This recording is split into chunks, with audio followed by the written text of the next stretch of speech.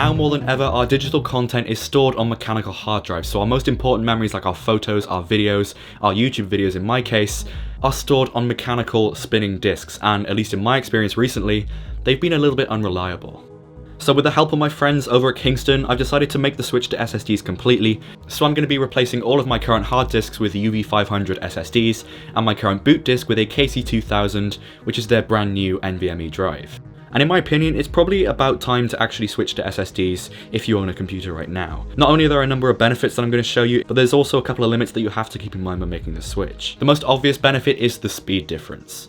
SSDs don't have any moving parts, so their ability to access data as soon as possible is pretty damn impressive, and it's what makes them not only so expensive, but also so valuable for anyone's use case. Usually a hard drive is the slowest part of any computer, so switching to a solid state means that your data loads quicker, as there's no moving parts, and there's two main types of SSDs that you can get, both of which I'm going to look at today. The first being M.2 SSDs, and the second being your standard 2.5-inch SSD drives. For most people, a 2.5-inch drive is pretty much going to be the best you'll ever need as a boot disk. The KC2000 is a little bit overkill. It's an M.2 SSD capable of 3000 megabits a second read and 2500 write. These drives are usually used on the most high-end builds, and they do kind of have the price to show for it, but this type of drive also provides the fastest speeds possible for any drive commercially available. M.2 SSDs are possibly the best investment you'll make as a boot disk, purely because they're so reliable and they're just so insanely fast. Now this KC2000 is going to be used as my new boot disk, and it's pretty much going to get the most intensive use that it can at times.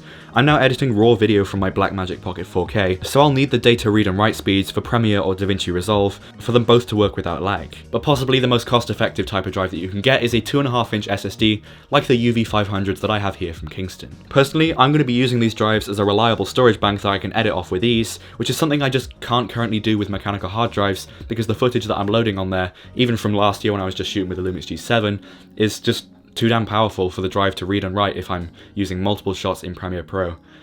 It just starts to lag out. The only real downside to switching to SSDs is the cost, and these drives, although they're pretty reasonable compared to the competition, are still about 4 times the price of a hard drive you could get for the same capacity. But as you'd expect, you definitely get what you pay for when you buy an SSD. Recently, I've been having some issues with my hard drives. My main storage drive has been making a clicking noise and being extremely slow, as well as displaying a caution message in Crystal Disk Info, and that's a little bit of a cause for concern. That, paired with the lack of speed for my current workflow, is pretty much what has made me switch. Just as a side note, if this drive were to fail, I'd lose my entire photo library dating back to 2002, which has pretty much every family memory ever inside of it, as well as my video archive and every single YouTube video I've ever uploaded, as well as some of my favourite shots from those videos. So there's a lot of important stuff on there. And sure, I do have backup drives, but like most people, I don't back up my data every 2 minutes. I usually back up as soon as a project is finished, so if this drive fails, I could lose a significant amount of data. And that's where SSDs really prove their worth. With no moving parts inside, the rate of mechanical failure for SSDs, if you even just search that up, is extremely low compared to hard drives. And the reliability that you get from them is exactly what I'm after here, which is why I've made the switch. And after reinstalling the OS and copying my data back into the system, let's compare the speeds of traditional hard drives versus not only the KC2000 boot disk, but also the UV500. And not only are they a whole lot faster, there's also no compromise on storage capacity for me.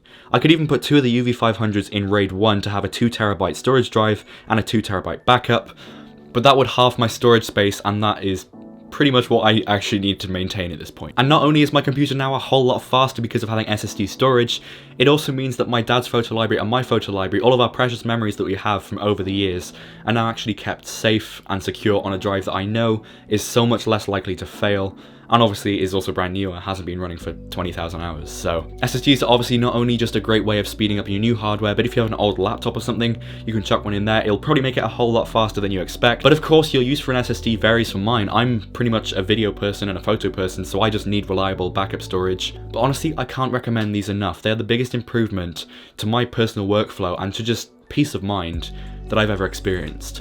A big thank you to Kingston for sending these drives out to me. Links to the products that I mentioned in this video are in the description, and I will catch you guys in the next one.